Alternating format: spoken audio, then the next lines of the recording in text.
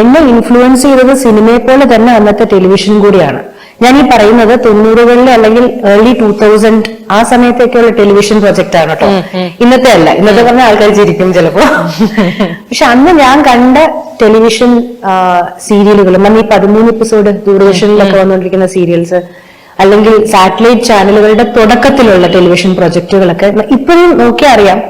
അന്ന് നമ്മുടെ സിനിമയിൽ വന്നതിനൊപ്പം അല്ലെങ്കിൽ അതിനേക്കാൾ കൂടുതൽ കോണ്ടന്റ് ചർച്ച ചെയ്തിട്ടുള്ള ടെലിവിഷൻ പ്രൊജക്ടുകളുണ്ട്.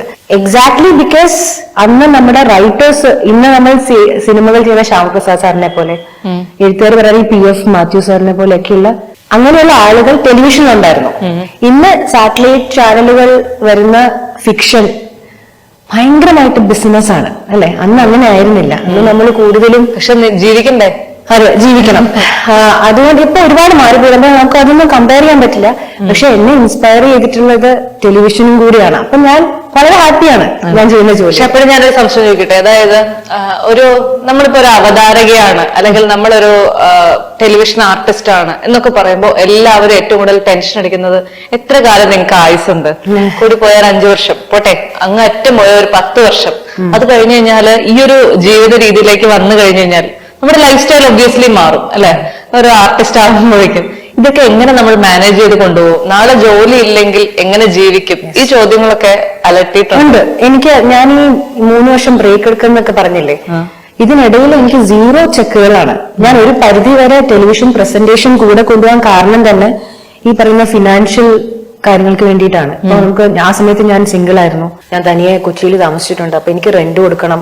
എനിക്ക് പാരന്റ്സിന്റെ അടുത്ത് ചോദിക്കാൻ പറ്റില്ല. കാരണം എന്റെ കയ്യിൽ ഒരു MBA ഉണ്ട്. ഞാൻ അത് ജോലി ചെയ്യാതെയാണ് ഞാൻ ഈ എന്റെ ഇഷ്ടങ്ങൾ നോക്കി ജീവിക്കുന്നത്. അപ്പൊ എനിക്ക് ആരെയും ഡിപ്പെൻഡ് ചെയ്യാൻ പറ്റില്ല. ഞാൻ 16-17 വയസ്സ് മുതൽ ഫിനാൻഷ്യലി ആരും ഡിപ്പെൻഡ് ചെയ്തിട്ടില്ല ആ സമയത്ത്.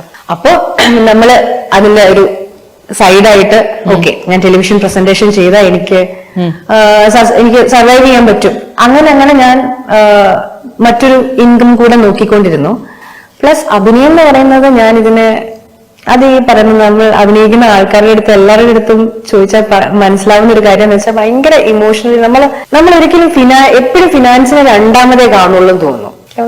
മേ ബി ഇനിയിപ്പം നാടകത്തിൽ കൂടുതൽ വർക്ക് ചെയ്യുന്ന ആൾക്കാർക്കാണെങ്കിൽ അത് ശരിക്കും പറഞ്ഞ് മനസ്സിലാക്കാൻ പറ്റും. കിട്ടുന്ന ചെക്ക് ഒരു സംഭവം. അപ്പോഴും ചോദ്യം ബാക്കി നിൽക്കല്ലേ, നമുക്ക് ജീവിക്കണം. ഞാൻ പക്ഷെ ഒടുവിലും ഡിവിഷനാണ്. അങ്ങനെ പറയുന്നത് എനിക്ക് ബുദ്ധിമുട്ടുമില്ല. എനിക്ക് പട്ടിണി കിടക്കാൻ ഞാൻ ഓക്കെ ആയിരുന്നു. എനിക്ക് സന്തോഷം തരാത്തൊരു പ്രൊജക്ട് ചെയ്യുന്നതിനേക്കാൾ ഞാൻ ഫിനാൻഷ്യലി സ്ട്രഗിൾ ചെയ്യാൻ തയ്യാറാണ്.